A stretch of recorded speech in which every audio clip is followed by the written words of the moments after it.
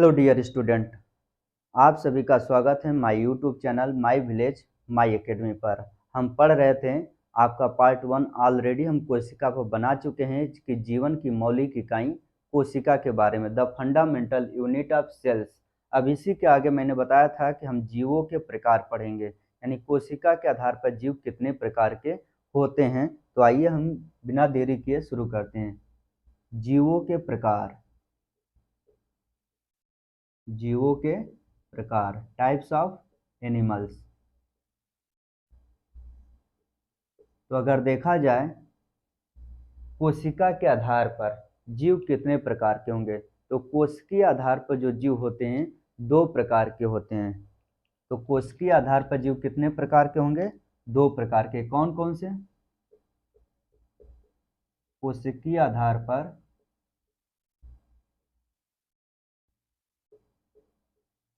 कोशिकीय आधार पर जो जीव होते हैं, जीव दो प्रकार के होते हैं। जीव कितने? जीव जो हैं दो प्रकार के होते हैं।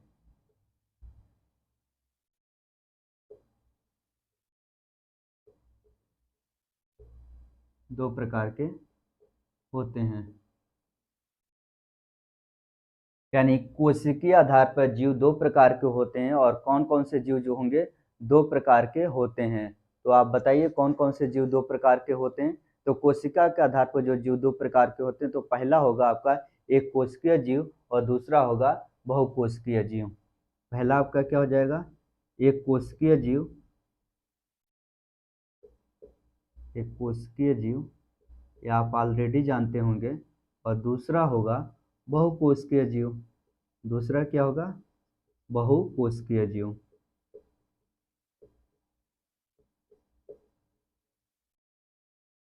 तो सबसे पहले हम जानेंगे एक कोशिकीय जीव कौन से होते हैं। एक कोशिकीय जीव किसे कहेंगे? तो आपको मालूम है तो बताइए। यानी एक कोशिकीय ऐसे जीव होते हैं, यानी ऐसे जीव जिनका शरीर केवल एक कोशिकाओं से मिलकर बने होते हैं और अपने आप में क्या होते हैं? पूर्ण जीव होते हैं। याद रखिए, एक कोशिकीय जीव किसे कहेंगे। अब पहले हम एक कोशिकीय जीव को समझते हैं। यानी एक कोशिकीय जीव ऐसे जीव होंगे जो केवल एक कोशिकाओं से बने होंगे। यानी इसको आप लिख सकते हो कि ऐसे जीव क्या होंगे? ऐसे जीव जो केवल एक कोशिकाओं से, ऐसे जीव जो केवल एक कोशिकाओं से बने होते हैं।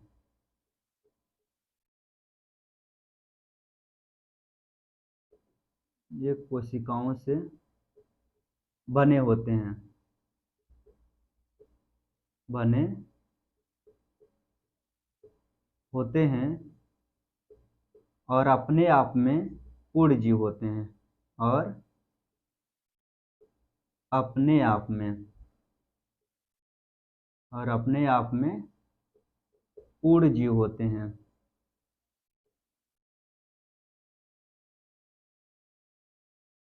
पूर्ण जीव होते हैं जिसे एक कोशिकीय जीव कहते हैं, जिसे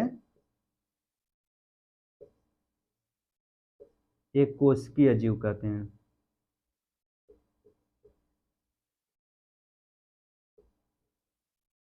एक कोशिकीय जीव कहते हैं।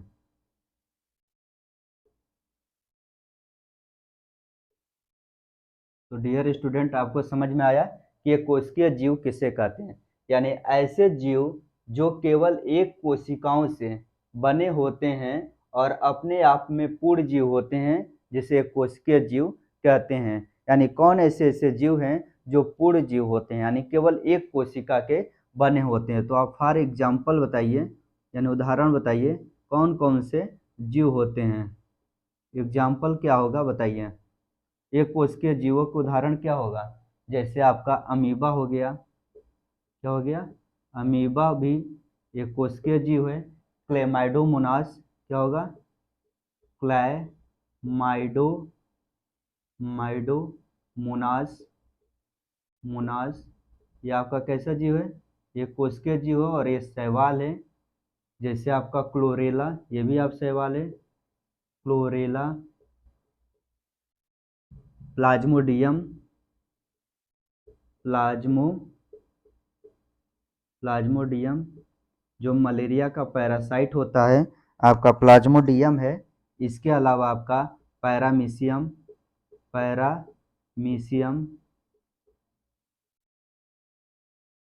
पैरामीशियम और कौन से उदाहरण हो जाएगा, यूग्लिना हो जाएगा आपका, क्या होगा, यूग्लिना एक्सेट्रा इत्यादि। इसके अलावा आप बहुत सारे जानते होंगे। तो ये आप ये कोशिकीय जीव हैं, ये अपने आप में पूर्ण जीव हैं। जैसे हम अमीबा का अगर देखा जाए तो अमीबा का अगर आप डायग्राम बनाओगे तो अमीबा जो होता है अनियमित आकार का कुछ इस प्रकार से जीव होता है। ठीक है, इसमें बहुत सारे फूड वैक्यूल्स, वाटर वैक्यूल्स पाए जाते हैं। ये अमीबा है। तो आप देख रहे हैं कि अमीबा क्या है, एक कोशिकीय जीव है। और इसी से हम समझेंगे कि ये कोशिकीय जीव क्यों पूर्ण जीव होते हैं।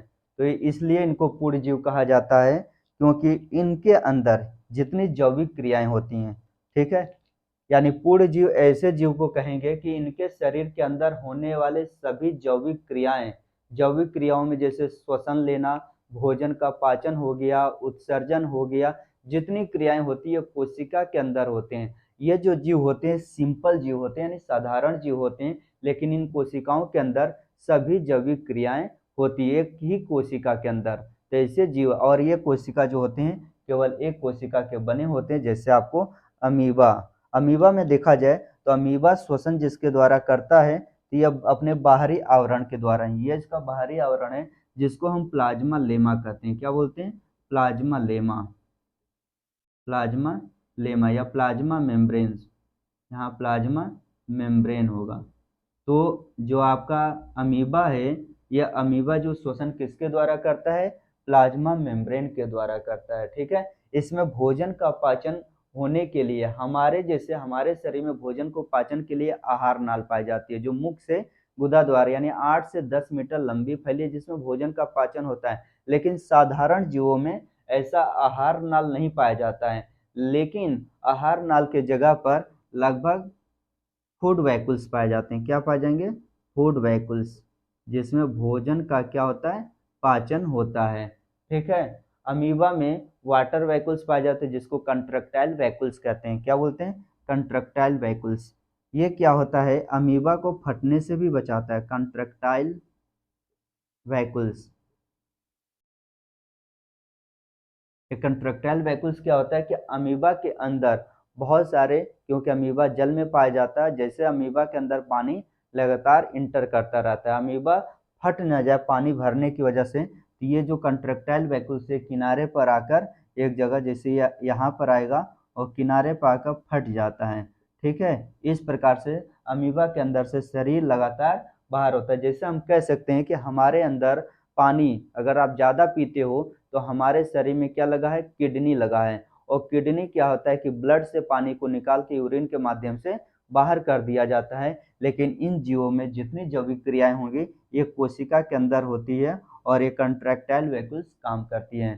तो यह आपको समझ में आ गया होगा कि ऐसे जीव जो केवल एक कोशिकाओं से मिलकर बने होंगे और अपने आप में पूर्ण जीव होते हैं, ऐसे जीवों को एक कोशिकीय जीव कहते हैं। बहुत सारे मैंने एग्जाम्पल यहाँ पर बताया और इनमें से एक है, यानी इनके अंतर्गत सभी क्रियाएं होता है। अब समझेंगे हम बहुकोशिकीय जीवों के बारे में। किसके बारे में, बहुकोशिकीय जीवों के बारे में।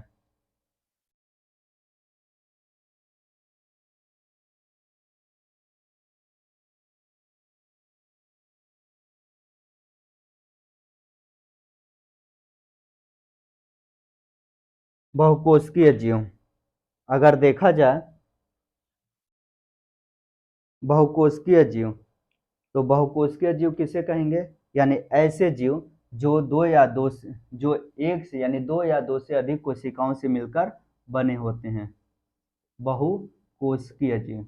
देखिए एकदम सेम डिफिनीशन उसी पर होगा, तो इसका मैं बस उदाहरण बताऊंगा और इसका डिफिनीशन जरूर बताऊंगा। यानी बहुकोशिकीय जीव होंगे यानी ऐसे ऐसे जीव जिनका शरीर दो या दो से अधिक कोशिकाओं से मिलकर बने होते हैं, और इनमें जो होते हैं कोशिकाओं का समूह मिलकर ऊतक बनाता है, और ऊतक जो होता है स्पेसिफाइक यानी ये सामूहिक रूप से संयुक्त होकर एक विशेष प्रकार के अलग अलग अंग बनाते हैं और ये अंग जो मिलकर अंग तंत्र बनाते हैं और सभी अंग जो होता है सभी अंगों का कार्य अलग अलग होता है। ठीक है, जैसे मान लिया कि हृदय, तो हृदय जो ऊतक है वो किससे मिलकर बना है? हृदय पेशियों से मिलकर बना। तो ये स्पेशल प्रकार के जो होंगे ऊतक हैं जो केवल हृदय में पाए जाते हैं और इनका काम होता है ब्लड को पंपिंग करना, यानी हमारे पूरे शरीर में ब्लड को पहुंचाने का काम करता है। ठीक है, इसी प्रकार हड्डियों में पाई जाने वाली कोशिकाएं होती हैं जिसे अस्थमज्जा कोशिकाएं कहती हैं। ये क्या इनका काम होता है? ब्लड का निर्माण करना, लिम्फोसाइट का निर्माण करना, हेल्पर सेल्स का निर्माण करना, डब्ल्यूबीसी का, आरबीसी का निर्माण करना। तो इस प्रकार से ये सारी कोशिकाएं बहुकोशिकीय जीवों में क्या हो जाती हैं? मॉडिफाई हो जाती हैं। तो ये विभिन्न यानी ये कोशिकाएं जो समाहित होकर क्या करती है? विभिन्न कार्य पूरा करती हैं और विभिन्न इनको क्या बोलेंगे? यानी ऐसे ऊतक। तो इसमें बहुकोशिकीय जीव में कौन कौन से जीव आएंगे? जैसे आपको जंतु आ जाएंगे, यानी जितने जंतु हैं सभी, पौधे आ जाएंगे, आपके सभी पौधे हो जाएंगे।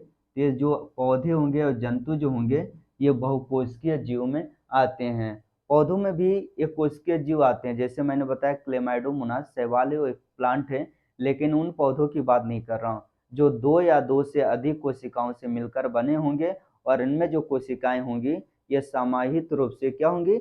इकट्ठी हो जाती है। सामूहिक रूप से मतलब विभिन्न विभिन्न कार्य करने के लिए क्या हो जाती हैं? डिफ्रेंशिएट हो जाती हैं और अलग अलग अंग का निर्माण करके अलग अलग कार्य को संपन्न करती हैं। तो बहुकोशिकीय जीवों में इतना टफ नहीं है। अब इसके बाद हम पढ़ेंगे कोशिका के प्रकार जो बहुत ही इम्पोर्टेंट हैं। यह आप आसानी से लिख सकते हो, कोई दिक्कत नहीं है। कोशिका के प्रकार,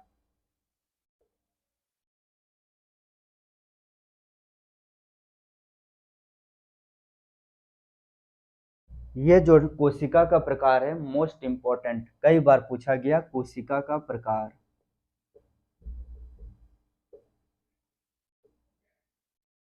कोशिका का प्रकार, टाइप्स ऑफ सेल। तो कोशिका का प्रकार क्या है? तो जीवधारियों में दो प्रकार की कोशिका पाई जाती हैं। अभी तक आपने पढ़ा कि कोशिका के आधार पर जीव कितने प्रकार के होते हैं? दो प्रकार के। अब जीवधारियों में दो प्रकार की कोशिकाएं पाई जाती हैं, ये बात याद रखिए।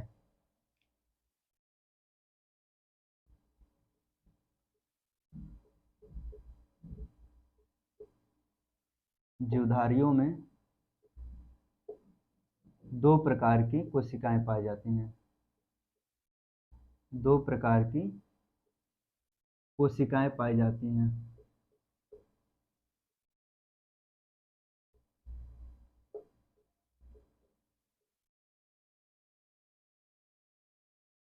पाई जाती हैं। तो दो प्रकार की कौन कौन सी कोशिकाएं होंगी? पहली आपकी हो जाएगी प्रोकैरियोटिक कोशिका। कौन सी? प्रोकैरियोटिक कोशिका। प्रोकैरियोटिक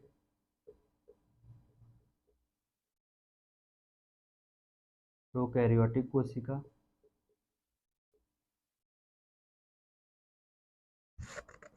और दूसरी कौन सी हो जाएगी? यूकैरियोटिक कोशिका। यूकैरियोटिक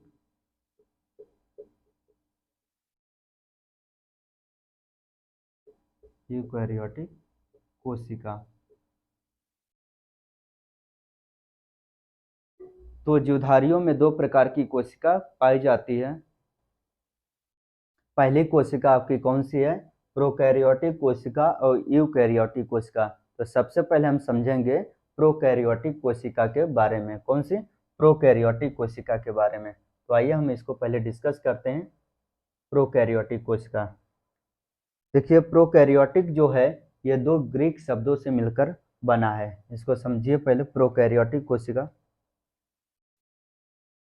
जो प्रोकैरियोटिक है, प्रोकैरियोटिक, इसी में आपका पूरा का पूरा प्रोकैरियोटिक का मतलब छुपा हुआ है। यानी प्रोकैरियोटिक जो है टू ग्रीक वर्ड से मिलकर बना है। टू ग्रीक वर्ड से,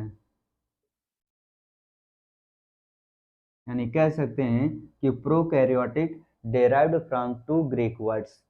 फर्स्ट आपका होगा प्रो, फर्स्ट क्या होगा प्रो, और इस प्रो का मतलब होता है क्या प्रिमिटिव, क्या हो गया प्रिमिटिव, प्रिमिटिव का मतलब हो गया पुराना, ठीक है।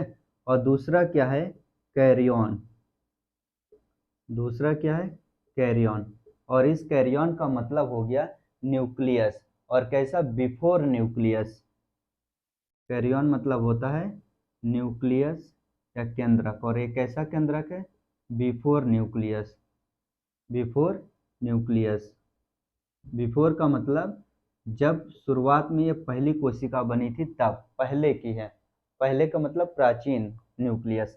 अब इसको हम समझने के लिए यानी प्रोकैरियोटिक जीव को समझने के लिए सबसे पहले हम दो जीवों का, इसमें अगर देखा जाए कि इसमें कौन कौन से जीव आते हैं प्रोकैरियोटिक में, तो प्रोकैरियोटिक में जो आपका जीव आता है इसका उदाहरण है बैक्टीरिया यानी जीवाणु आएगा, क्या आता है जीवाणु, दूसरा आएगा नील हरित शैवाल जिसे ब्लू ग्रीन एल्गी कहते हैं, नील हरित शैवाल, नील हरित शैवाल, और तीसरा इसमें लिख सकते हैं माइकोप्लाज्मा भी, माइकोप्लाज्मा, माइकोप्लाज्मा, ये जो है किसके उदाहरण है प्रोकैरियोटिक कोशिका के उदाहरण है। इसको हमें समझने से पहले हम एक ब्लू ग्रीन एल्गी यानी इसका चित्र बनाएंगे और दूसरा जीवाणु का, और हम चित्र के माध्यम से समझेंगे क्योंकि चित्र के माध्यम से जीव विज्ञान पढ़ना थोड़ा सा क्या हो जाता है इजी हो जाता है। तो इसको हम समझेंगे कि ये कैसे आपका जो न्यूक्लियस होगा इसमें बिफोर न्यूक्लियस होता है और इस कोशिका की क्या खासियत होती है। तो आइए पहले इसका हम चित्र बनाते हैं।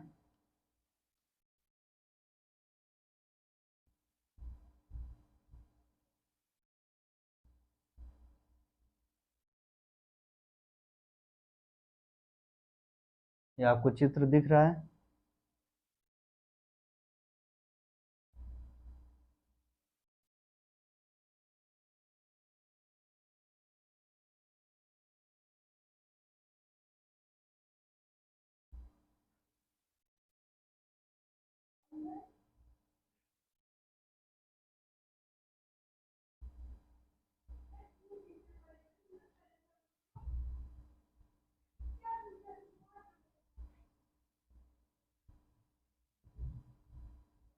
साथ में आप बनाते चलें ताकि आपको ज़्यादा समझ में आएगा, इसीलिए पढ़ते समय कॉपी पेन लेके बैठा करें। बस देखने से काम नहीं चलेगा, कैसे बन रहा है कॉपी और पेन साथ में लेकर बैठें ताकि आपको पूरी तरह समझ में आए कि मैं क्या बना रहा हूँ।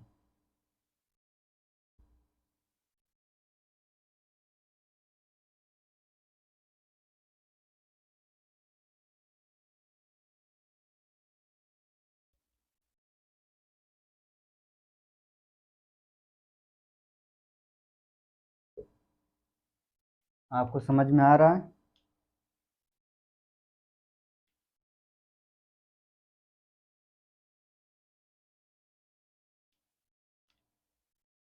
तो बच्चों आपको समझ में आ रहा है कि ये जो मैं चित्र बना रहा हूँ ये ब्लू ग्रीन एल्गी का चित्र है, ब्लू ब्लू ग्रीन एल्गी यानी हिंदी में इसको बोलते हैं नील हरित शैवाल का चित्र है।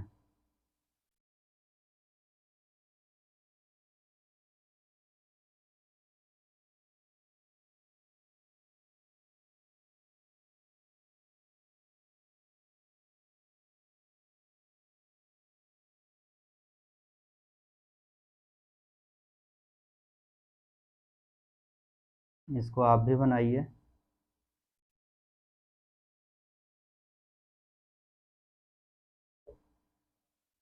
और इसका जीव द्रव्य बीच में क्या है जीव द्रव्य है,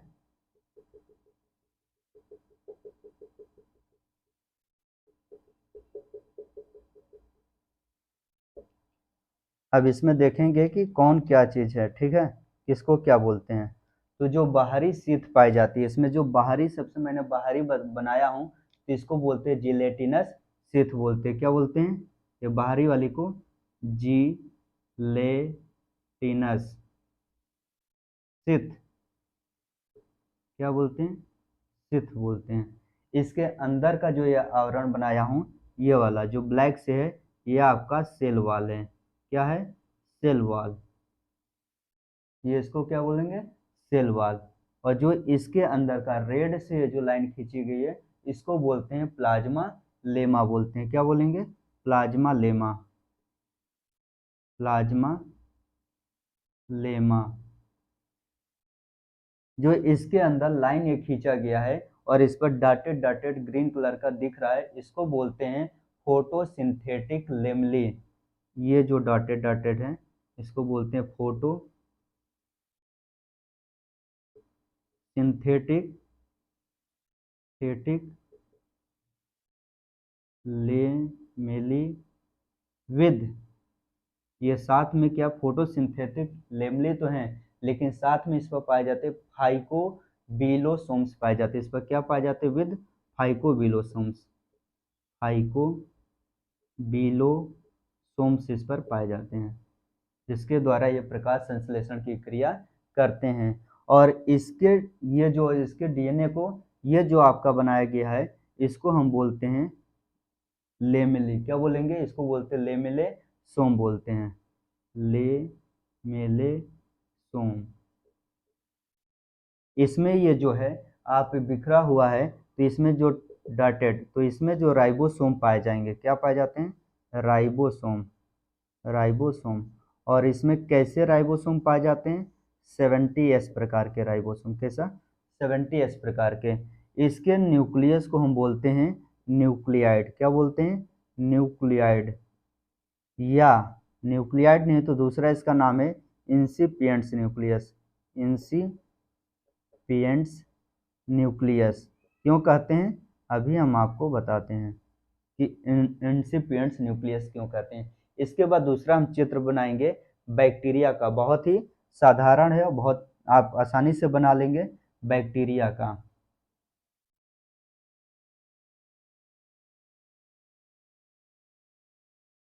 बैक्टीरिया का जो चित्र होता है, बैक्टीरिया लगभग कैप्सूल के आकार की संरचना होती है। कैसी होती है? कैप्सूल के आकार की संरचना होती है। ये बैक्टीरिया है और यहाँ पर एक संरचना निकली होती है, जिससे क्या बोलते हैं? मेसोसोम्स बोलते हैं। बीच में इसका कहीं पर यहाँ पर न्यूक्लियस टाइप का न्यूक्लियाइड होता है, बस इसके इस टाइप से होता है। ठीक है। और बीच में जो होगा एक धागे की नुमा संरचना इससे बिखरी होती है इस टाइप से। और ये पूरा का पूरा इसमें इस साइटो क्या है? इसका जीव द्रव्य। और यहाँ पे एक फ्लैजिला निकली होती है यहाँ से। यह बैक्टीरिया का जीव है। अब बैक्टीरिया में समझते हैं कि इसमें क्या है। तो ये जो एक छोटी सी घुंडे के आकार का आप देख रहे होंगे, इसको मेसोसोम्स बोलते हैं। क्या बोलते हैं? मेसोसोम्स। ये आपको समझ में आ रहा? मेसोसोम्स। और इसके बाहरी ये बीच में जो है, इसको क्या बोलेंगे? साइटोप्लाज्म बोलते हैं। क्या बोलते हैं? साइटोप्लाज्म। साइटोप्लाज्म। साइटोप्लाज्म। ठीक है। और इसमें जो है छोटे छोटे ये जो कण पाए जाते हैं, जिसको राइबोसोम बोलते हैं। क्या बोलते हैं? राइबोसोम। और इसमें कैसे राइबोसोम पाए जाते हैं? 70S प्रकार के राइबोसोम पाए जाते हैं। इस बात को आपको ध्यान रखना है कि इसमें कैसे राइबोसोम पाए जाएंगे? 70S प्रकार का। इसका ये बाहरी वाला जो आवरण होता है, इसको बोलते हैं सेल वॉल। क्या बोलते हैं? Cell wall. यानी इसको कोशिका भित्ति कहते हैं। ये आपका जो है, ये आपका न्यूक्लियाइड है। यहाँ पर न्यूक्लियस नहीं बोलते हैं, न्यूक्लियाइड बोलते हैं। क्या बोलेंगे? न्यूक्लियाइड बोलते हैं। यहाँ न्यूक्लियस क्यों नहीं बोलते, यानी केंद्रक क्यों नहीं कहते इसको, यहाँ पर ये भी बताएंगे। और नीचे जो आपका होगा, ये क्या हो जाएगा? फ्लैजिला हो जाएगा। फ्लैजिला। तो आपको समझ में आ गया है। अब इसको समझते हैं कि ये प्रोकैरियोटिक कोशिका इसको क्यों कहते हैं, इसको यूकैरियोटिक कोशिका में क्यों नहीं रखा गया है। देखिए दो शब्द है यहाँ पर। प्रो मतलब प्रिमिटिव। क्या है? प्रिमिटिव। इसकी हम बात कर रहे हैं। यानी यहाँ पर जो न्यूक्लियस पाया जाएगा बहुत ही प्रिमिटिव प्रकार का पाया जाएगा। और कैरियन का मतलब होता है न्यूक्लियस, यानी बिफोर न्यूक्लियस। बिफोर न्यूक्लियस यानी ऐसा न्यूक्लियस जिसके चारों तरफ, यानी ये जो न्यूक्लियस पाया जाएगा इसके अराउंड या चारों तरफ जो होगा न्यूक्लियर मेम्ब्रेन नहीं पाया जाएगा। क्या नहीं पाया जाएगा? न्यूक्लियर मेम्ब्रेन अब्सेंट होती है। क्या अब्सेंट होती है? न्यूक्लियर मेम्ब्रेन यहाँ पर जो होगी अब्सेंट होती है, यानी केंद्रक झिल्ली यहाँ पर क्या होती है? अब्सेंट होती है। यानी प्रोकैरियोटिक एनिमल में, यानी जो प्रोकैरियोटिक जीव जितने होंगे इसमें जो भी न्यूक्लियस पाया जाएगा, न्यूक्लियस के चारों तरफ न्यूक्लियर मेम्ब्रेन अर्थात केंद्रक झिल्ली अब्सेंट होती है। और केंद्रक झिल्ली न पाए जाने की वजह से इसके केंद्रक, यानी केंद्रक में पाए जाने वाले, केंद्रक में क्या क्या पाया जाता है? जैसे आपका डीएनए हो गया, प्रोटीन हो गया, आरएनए हो गया, ये सभी चीजें नहीं पाई जाती। और पाई जाती है जैसे तो पाई जाती है, ऐसी बात नहीं है। यहाँ पर जैसे डीएनए है, क्या है? डीएनए, डीएनए या आरएनए हो सकता है। क्या हो सकता है? आरएनए। और कुछ यहाँ पर प्रोटीन भी हो सकता है, क्योंकि प्रोटीन भी हो सकता है। ये सीधे जो होता है केंद्रक झिल्ली अगर पाई जाती है तो केंद्रक के अंदर पाई जाती है, और केंद्रक झिल्ली न पाए जाने के कारण सीधे कोशिका द्रव्य यानी साइटोप्लाज्म में, ये क्या होते हैं? साइटोप्लाज्म में पाए जाते हैं। यानी मेम्ब्रेन अब्सेंट हो जाने के कारण ये सीधे कहाँ पाए जाते हैं? साइटोप्लाज्म में। यही यहाँ पर कंडीशन है कि यहाँ पर जो है ये केंद्रक जो है साइटोप्लाज्म में पाया जाता है। और एक समस्या और है यहाँ पर, जब ये केंद्रक कौन सा, जब आपको न्यूक्लियस के चारों तरफ न्यूक्लियर मेम्ब्रेन नहीं पाई जाएगी या केंद्रक झिल्ली नहीं पाई जाएगी, ऐसे ऐसे हम न्यूक्लियस को यानी केंद्रक को बोलते हैं न्यूक्लियाइड या इंसिपिएंट्स न्यूक्लियस कहते हैं। बात समझ में आया? इन्हें हम न्यूक्लियस नहीं यानी केंद्रक क्यों नहीं कहते, इनको हम न्यूक्लियाइड या इंसिपिएंट्स न्यूक्लियस, इंसिपिएंट्स का मतलब आरंभिक केंद्रक, हिंदी में इसको क्या बोलते हैं? आरंभिक केंद्रक, आरंभिक केंद्रक, आरंभिक केंद्रक क्यों कहते हैं? तो आपको समझ में आ गया कि आरंभिक केंद्रक इसलिए कहा जाता है क्योंकि केंद्रक के चारों तरफ पाए जाने वाला जो आपका केंद्रक झिल्ली या न्यूक्लियर मेम्ब्रेन होता है वो अब्सेंट होता है, और अब्सेंट होने की वजह से केंद्रक के अंदर पाए जाने वाले डीएनए, आरएनए, प्रोटीन वो सीधे जो होती है साइटोप्लाज्म या कोशिका द्रव्य में बिखरे होते हैं। इस वजह से ऐसे न्यूक्लियस को न्यूक्लियाइड या इंसिपिएंट्स न्यूक्लियस कहते हैं।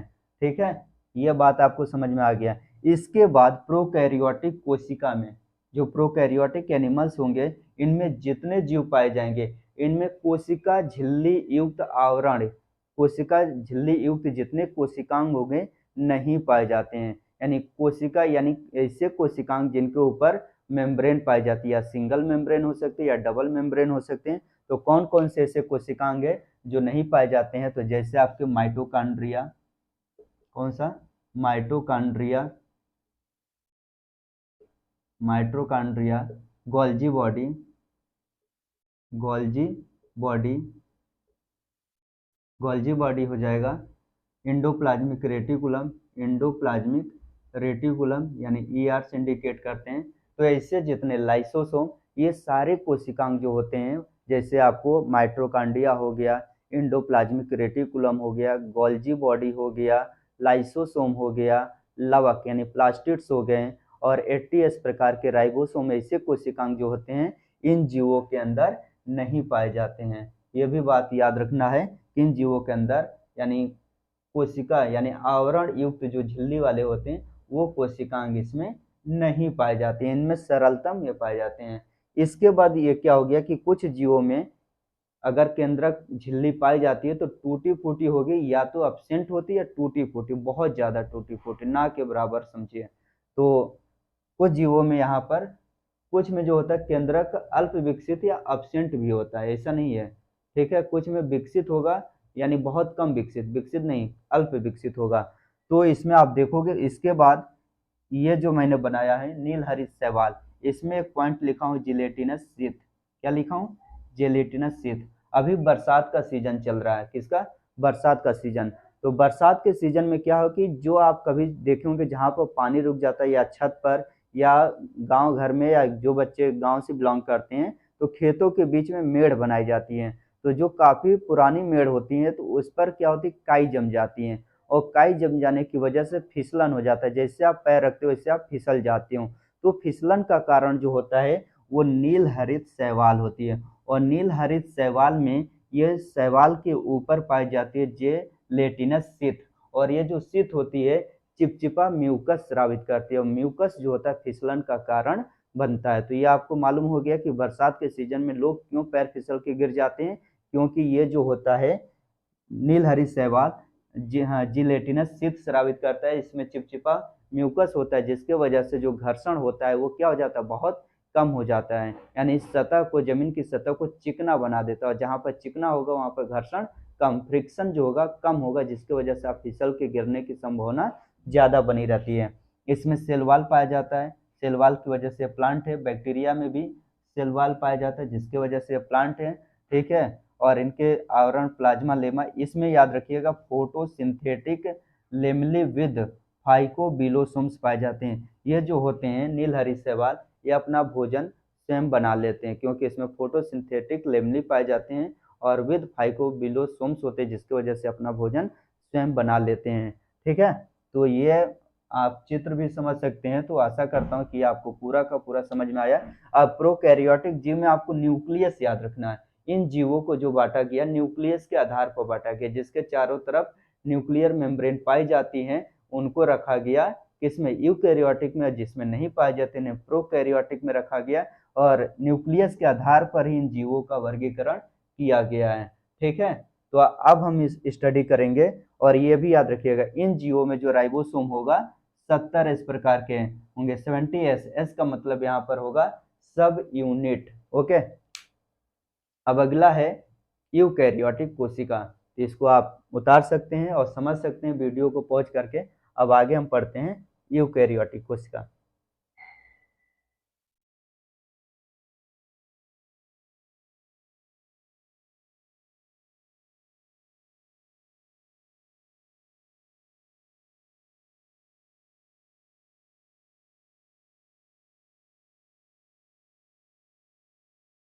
आगे हम क्या पढ़ेंगे, यूकैरियोटिक कोशिका के बारे में। यूकैरियोटिक कोशिका इंपॉर्टेंट है आपका, तो हम पहले पढ़ते हैं यूकैरियोटिक कोशिका। यूकैरियोटिक,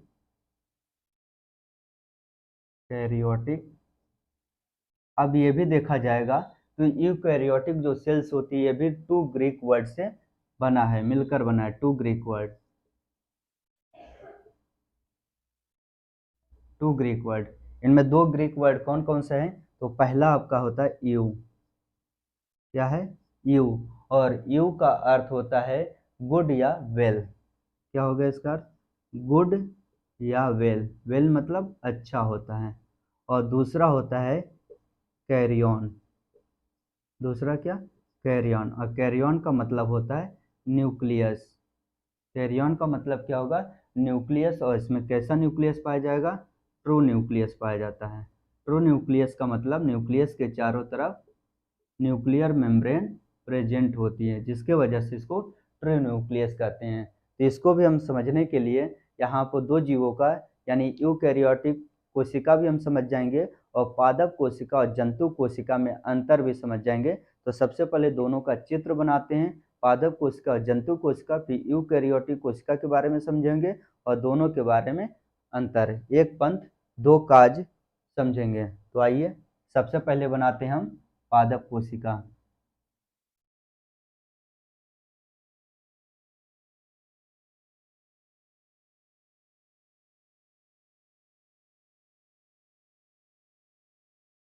आप साथ में बनाते चलें ताकि आपको समझ में आए।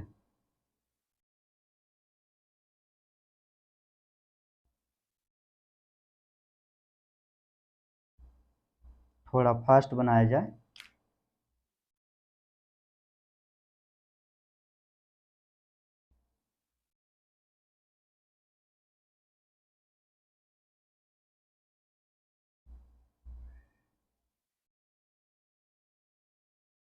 क्योंकि जगह जगह पर कोशिकाओं में गैप भी होता है, क्योंकि दूसरी कोशिका से कुछ लेना होगा, इन्हीं गैप के माध्यम से लेते हैं। अगर देखा जाए तो पादप कोशिका में जो आपका केंद्रक पाया जाता है, बीचों बीच में नहीं पाया जाएगा, वो थोड़ा सा किनारे पाया जाता है। और इसमें जो केंद्रक होगा, इस केंद्रक के चारों तरफ क्या पाया जाएगा, केंद्रक झिल्ली, जिसको न्यूक्लियर मेम्ब्रेन कहते हैं, पाई जाती है। इस केंद्रक के से ही, केंद्रक झिल्ली से एक आपका आर्गन लगा होता है जिसको बोलते हैं अंतःप्रद्वी जालिका या इंडोप्लाज्मिक रेटिकुलम। और यह इंडोप्लाज्मिक रेटिकुलम आपका कोशिका द्रव्य में फैली रहती है। कहाँ पर, कोशिका द्रव्य में। और ये जो अंतःप्रद्वी जालिका होती है, ये लगभग 2 प्रकार की पाई जाती है। कितने प्रकार की, 2 प्रकार की। एक आपका इसमें स्मूथ इंडोप्लाज्मिक रेटिकुलम होती है, और दूसरा जो होती है खुरदरी होती है। ये भी जानेंगे इसमें कौन स्मूथ होती है और कौन खुरदरी होती है। न्यूक्लियस मेम्ब्रेन पाए जाने की वजह से, यानी न्यूक्लियर मेम्ब्रेन पाए जाने की वजह से इसके, यानी इसके अंदर, किसके अंदर, यानी इसके अंदर एक द्रव पाया जाता है जिसको बोलते हैं न्यूक्लियोप्लाज्म, यानी केंद्रिका द्रव्य। तो केंद्रिका द्रव्य में एक संरचना पाई जाती है केंद्रिका, और इसमें डीएनए, आरएनए और प्रोटीन जितने होंगे सभी इसी के अंदर पाए जाते हैं। अगर देखा जाए तो प्लांट सेल में जो रसधानी होती है काफ़ी बड़े आकार की पाई जाती है। कितने बड़े आकार की इसमें रसधानियाँ पाई जाती हैं। इसमें सारे कोशिकांग पाए जाते हैं, जैसे माइटोकॉन्ड्रिया, गोल्जी बॉडी, लाइसोसोम। ठीक है, प्लांट में लाइसोसोम नहीं पाया जाता है, लेकिन कुछ ऐसे लोअर प्लांट्स हैं कहीं कहीं पर जहाँ पर लाइसोसोम पाए जाते हैं।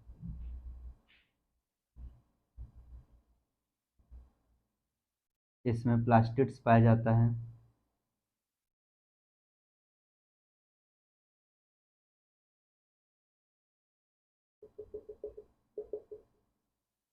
अगर देखा जाए तो ये आपका प्लांट सेल हो गया, और दूसरा हम बनाएंगे एनिमल सेल। तो एनिमल सेल इससे भी इजी है, तो इसको थोड़ा सा मिटा दिया जाए बच्चों, अगर आप समझ गए होंगे।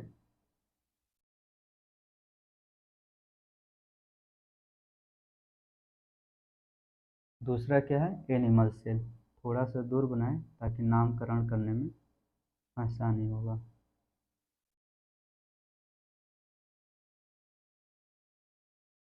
एनिमल सेल में जो न्यूक्लियस पाया जाएगा वो बीचों बीच में पाया जाता है। ठीक है,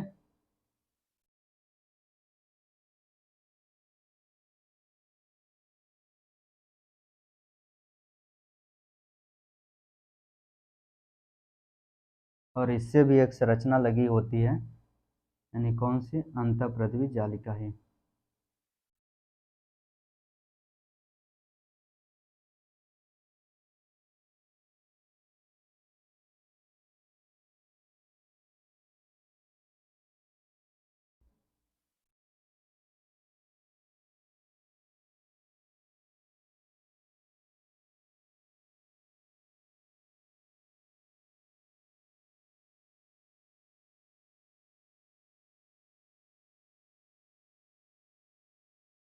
ये आपका अंतःप्रद्वी जालिका है, और इसमें न्यूक्लियर मेम्ब्रेन जो है इसमें भी वेल डेवलप है, और इसके अंदर पाए जाने वाले डीएनए, आरएनए, प्रोटीन, जितने हिस्टोन प्रोटीन सभी क्या होते हैं, केंद्रक द्रव्य में ही पाया जाता है। इनमें भी बहुत सारी संरचनाएं पाई जाती हैं, जो किसमें, इसमें।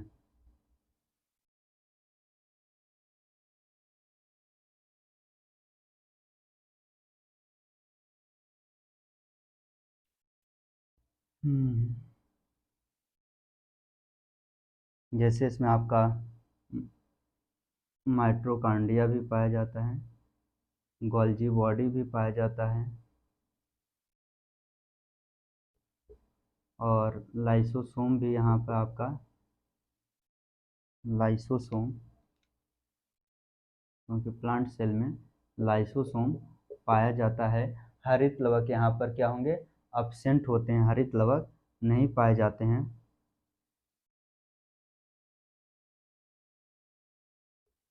और इसमें राइबोसोम, इसमें छोटे छोटे वैक्यूल्स पाए जाते हैं जो बहुत ही छोटे होते हैं।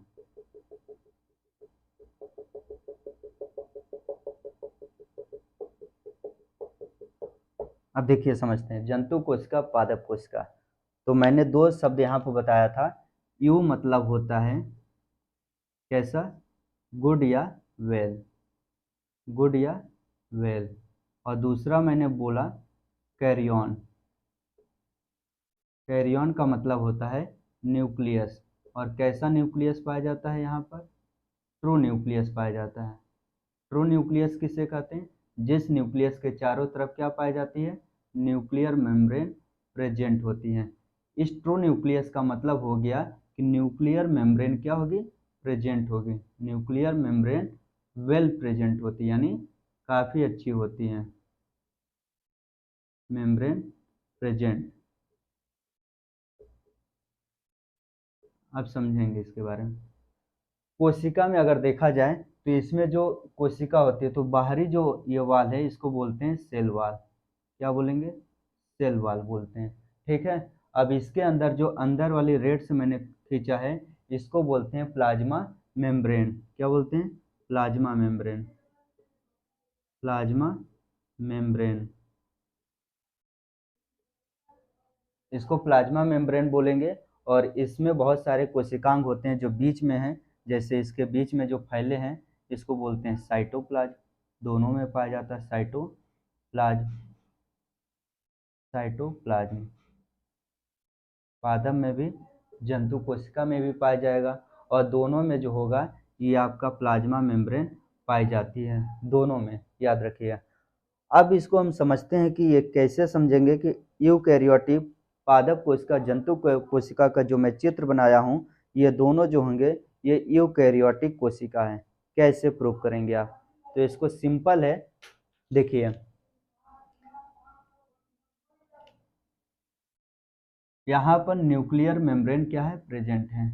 आप देख रहे हैं कि ये जो है चारों तरफ, इसमें भी और इसमें भी न्यूक्लियर मेम्ब्रेन चारों तरफ पाई जाती हैं।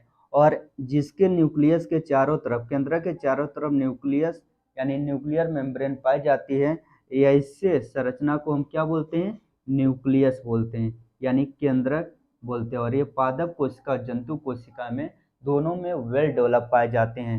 ठीक है, ये पहला पॉइंट आप इसको नोट कर सकते हो, वेल डेवलप पाए जाते हैं। इसमें सारे कोशिकांग यानी जैसे माइटोकॉन्ड्रिया, गोल्जी बॉडी, लाइसोसोम, लवक, ये सभी जो होते हैं पाए जाते हैं। ठीक है, ये जो होते हैं प्रोकैरियोटिक कोशिकांग में नहीं पाए जाते, लेकिन यहाँ पर यूकैरियोटिक कोशिका में पाए जाते हैं। इसमें क्या होता है, डीएनए के साथ हिस्टोन प्रोटीन पाई जाती है। डीएनए के साथ हिस्टोन प्रोटीन क्या होती है, पाई जाती है। किसमें, ये आपका यूकैरियोटिक कोशिका में। और ये जो था प्रोकैरियोटिक कोशिका में डीएनए के साथ हिस्टोन प्रोटीन नहीं पाई जाती थी। यहाँ पर क्या होगा, इन कोशिकाओं में meiosis and mitosis, meiosis and mitosis यानी समसूत्री विभाजन और अर्धसूत्री विभाजन के द्वारा यहाँ पर कोशिकाओं का विभाजन होता है। यानी यूकैरियोटिक कोशिका में जो कोशिका का विभाजन होगा, तो मियोसिस और माइटोसिस डिवीजन के द्वारा कोशिका का विभाजन होता है। लेकिन आपका प्रोकैरियोटिक कोशिकाओं में समसूत्री विभाजन और अर्धसूत्री विभाजन नहीं होता है। यहाँ पर जो कोशिका का विभाजन होगा विखंडन विधि या बडिंग के द्वारा होता है। कहाँ पर, प्रोकैरियोटिक कोशिकाओं में होता है। लेकिन यूकैरियोटिक कोशिकाओं में विभाजन किसके, विभाजन जो होगा यानी डिवीजन किसके द्वारा होगा, मियोसिस और माइटोसिस के द्वारा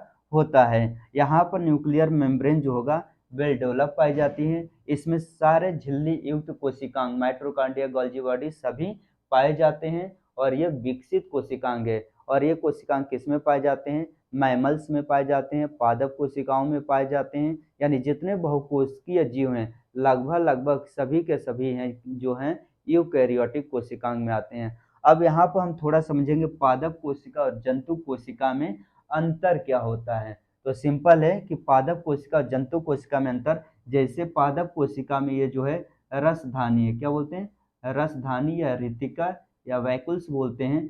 ये जो होगी बड़े आकार की होती है, क्या होती है, बड़ी आकार की होती हैं। किस आकार की, बड़ी आकार की, देख रहे होंगे। जबकि इसमें जो होते हैं जंतु कोशिका में जो होंगे रसधानी छोटे आकार की होती हैं। क्या होती हैं, छोटे आकार की होती हैं, छोटे आकार की। ये आपका पहला अंतर हो गया। दूसरा जो होगा पादप कोशिका में, ठीक है, लवक यानी प्लास्टिड्स, जो होंगे ये केवल का केवल किस में पाए जाते हैं, पादप कोशिका में, जंतु कोशिका में नहीं पाए जाते हैं। जैसे जंतु कोशिका में लाइसोसोम पाया जाता है, लाइसोसोम जिसे आत्महत्या की थैली कहा जाता है या सुसाइड बैग कहा जाता है, जो आपके पादप कोशिका में, सॉरी पादप कोशिका में नहीं पाया जाता है, जंतु कोशिका में पाया जाता है। इसके बाद ये सेंट्रोसोम, कौन है, सेंट्रोसोम, सेंट्रोसोम या सेंट्रोसोम ही लिख लीजिए, सेंट्रोसोम या सेंट्रोमियर। जो सेंट्रोसोम होता है ये जंतु कोशिका में पाई जाती है, पादप कोशिका में नहीं पाई जाती। पादप कोशिका में एक सेल पाई जाती है जिसको हम सेल वॉल बोलते हैं, ये पादप कोशिका में पाई जाती है, जंतु कोशिका में नहीं पाई जाती है। तो इस प्रकार आप देख सकते हैं कि, और यहाँ पर ऐसे भी प्रश्न पूछा गया है कि जंतु कोशिका और पादप कोशिका में कौन कौन ऐसे कोशिकांग है जो अलग अलग पाए जाते हैं। तो जंतु कोशिका में जो होगा वैकुल छोटे आकार के पाए जाते हैं, लाइसोसोम जंतु कोशिका में पाया जाता है, सेंट्रोमियर जंतु कोशिका में पाया जाता है, और ये तीनों कोशिकांग जो होंगे इधर नहीं पाए जाते हैं। यहाँ पर जो होगा रसधानी बड़े आकार की पाई जाती है, सेल वाल पौधों में पाई जाती है, और लवक जिसमें हरित लवक की उपस्थिति में पेड़ पौधे प्रकाश संश्लेषण के द्वारा अपना भोजन बनाते हैं। तो यहाँ पर आपका ये यूकैरियोटिक कोशिका भी कंप्लीट होता है, यानी प्रोकैरियोटिक और यूकैरियोटिक कोशिकाओं को अगर डिवीजन का आधार देखा जाए, इन कोशिकाओं को केंद्रक के आधार पर विभाजित किया गया। वो भी देखा जाता है कि इसमें केंद्रक कैसे पाए जाते हैं, ठीक है, विकसित केंद्रक पाए जाते हैं या अल्प विकसित, और इसमें इसी के आधार पर ये भी दूसरा पॉइंट देखते हैं कि इनके चारों तरफ, केंद्रक के चारों तरफ केंद्रक झिल्ली या केंद्रक न्यूक्लियर मेम्ब्रेन पाई जाती है कि नहीं, इसके आधार पर भी डिवाइड किया गया है। तो यहाँ पर आप दोनों चित्र बना के प्रैक्टिस भी कर लेंगे, पादप कोशिका जंतु कोशिका में अंतर भी, और इसको समझने के लिए यूकैरियोटिक के इसमें कौन कौन से कोशिकांग पाए जाते हैं।